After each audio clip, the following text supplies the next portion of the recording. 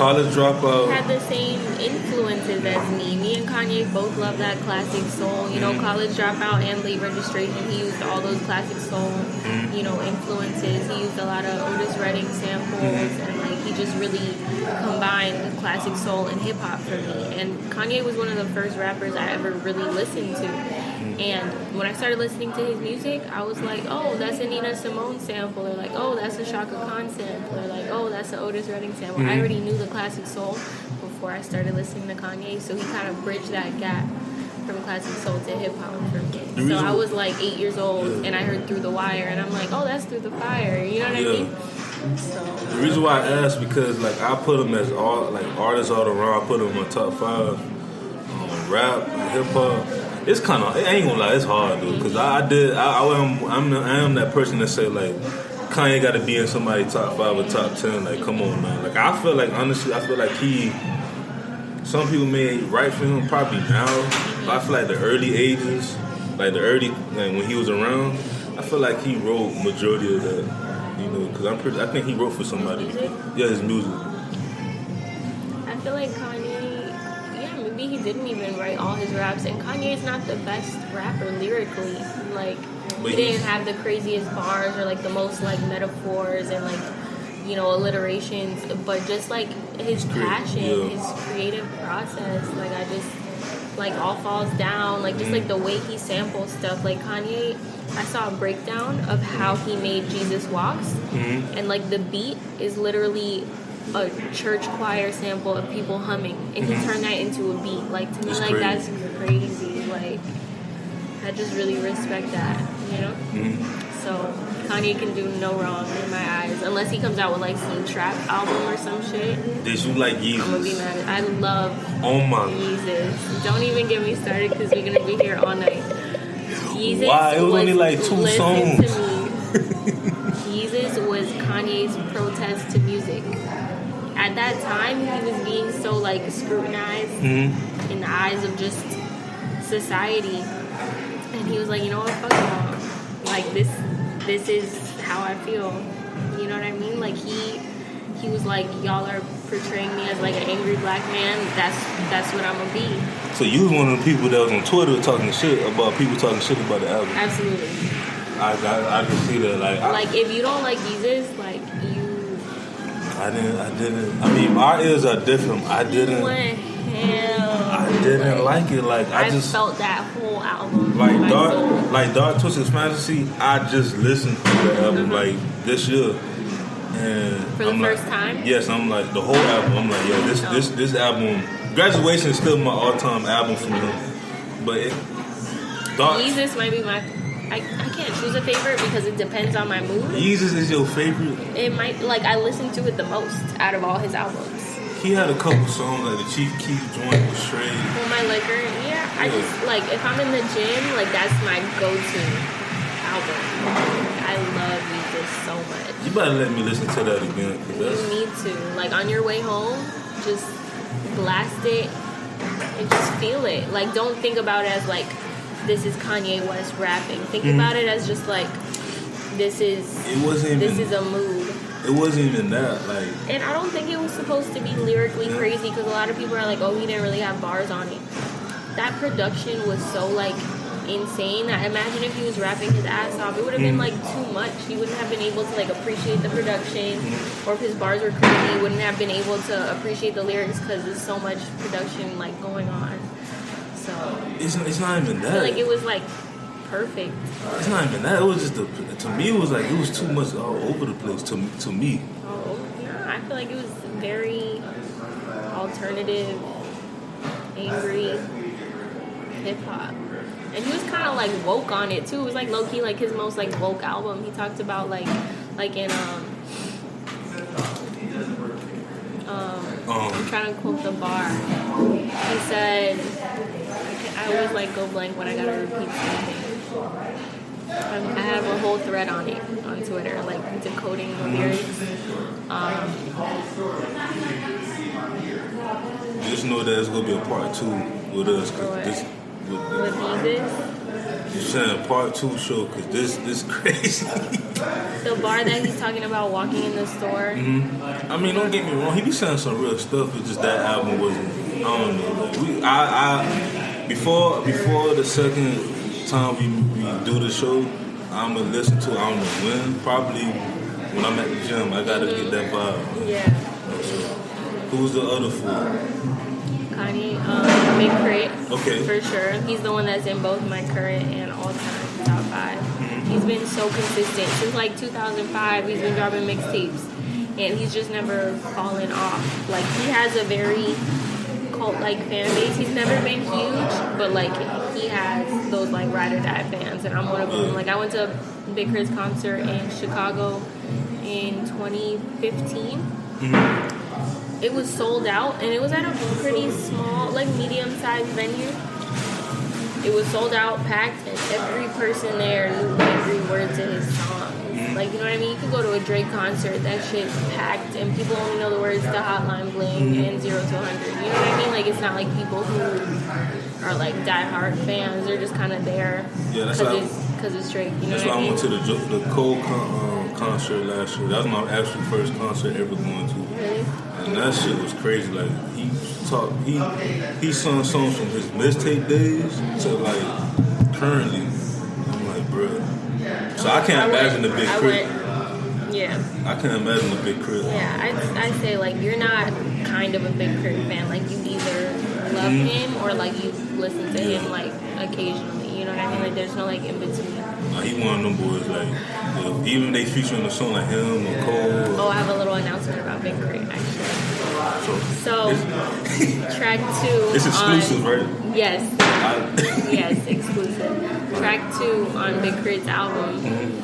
I mean, on my album, sorry, Sunday Morning. It was Big Crit's like artists that were on it. Josh Waters and Quavious Black.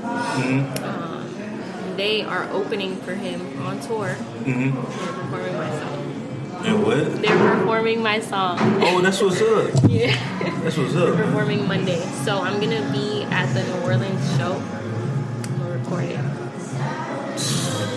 It is crazy for me because I've been a Big Crit fan like since I was fucking like 15. And now his artists are performing my song. That's what's up. Crazy, right? I coached at the right time. I know. So that's actually how I found them. Big Crit's brother follows me on Twitter. He was like, I have a couple artists, you know, like check them out. And then when I started working on the tape, I messaged him. I'm like, oh, look, let me get them on it. Fast forward a year later. But that's how it should be, though. Like, you always gotta, before you meet that person that you always want to work with and stuff that you always admire. Like, I explain to people, like, I hit up everybody, like, before to get on my show. And it's kind of crazy, like, all the responses, like, even from, like, the YouTubers I used to watch when I was in high school. And I'm like, you want to be on my show? So it's just like, it's that baby steps to get where you want to be at. You know what I'm saying? So you just got to keep grinding. Amen. So who's the last 3? Last 3. I'm going with Rakim. Okay. Very underrated. He is very underrated. That album, Paid in Full, that was like one of the first hip hop albums that I just like fell in love with. And like as I was listening to it, I'm like, oh, Aaliyah sampled this like on I Know You Got Soul. Like I just like peeped that so many people sampled R&B and Rakim. So he's number 3. Gotta throw Eminem in there just because of his influence and just like I really like grew up on Eminem.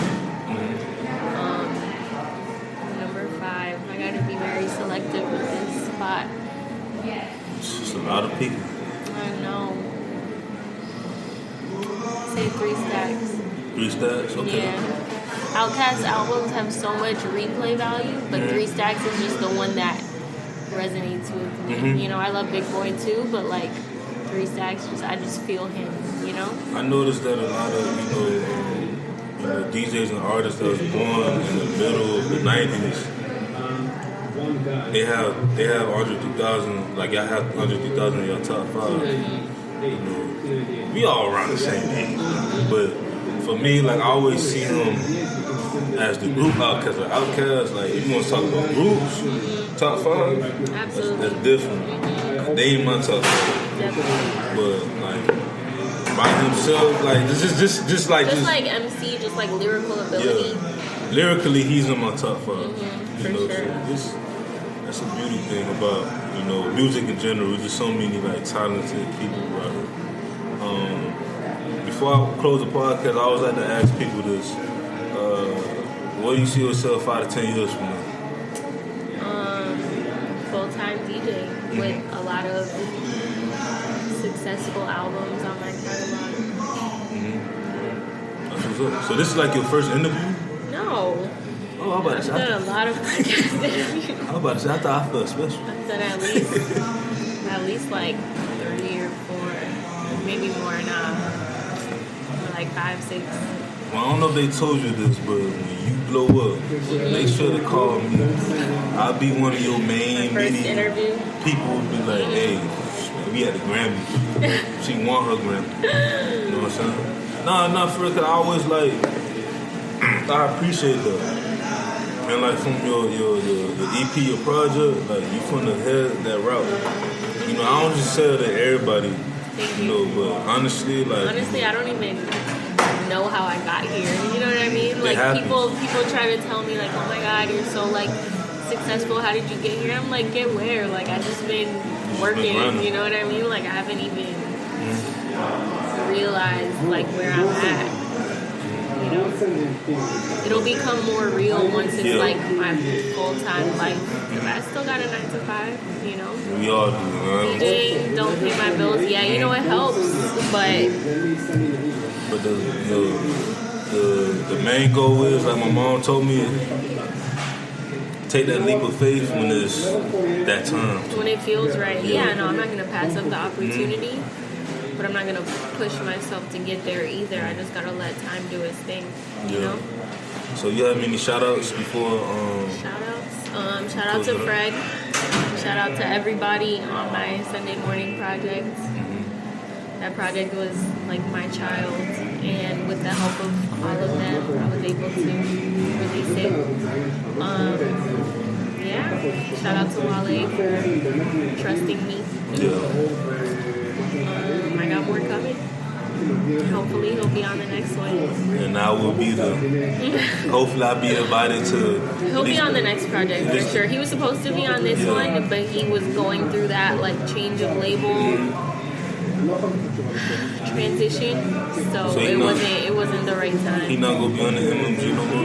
No, he's not on Atlantic. He's still on MMG. Oh, okay, I was about to say. But now he's independent, so now I'm gonna have like that flexibility to just work with him.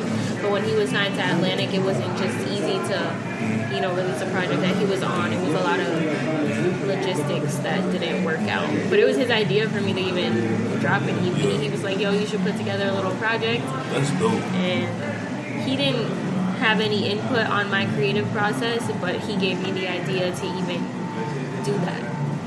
To even like create an EP. That's dope. Well, but seriously though, I always tell artists just to invite me whenever y'all can to a session, because that's what it all happens at the session. I thought about it today. He hasn't had any sessions here recently that I've been to. He was here last week. We went to the club, but one time he was here. We went to Cool and Dre's. Yeah, Cool and Dre's. That was cool. I can't wait to have him. We went to another session with Ross, Sam Sneak, Cool and Dre were there. I think that was it. It was just us. He played Shine for him. That's what's up. Well, I appreciate you being on the show. You're now part of the sportsbizmusic Hall of Fame. But yeah, man, this has been your boy DJ Anonymous with sportsbizmusic, the podcast with DJ Luna. Episode 23. I would like to say before I, wrap up the podcast is that you can listen to the podcast on iTunes, Spotify, Stitcher Radio, Audio Boom, just everywhere, But I see y'all later. We out.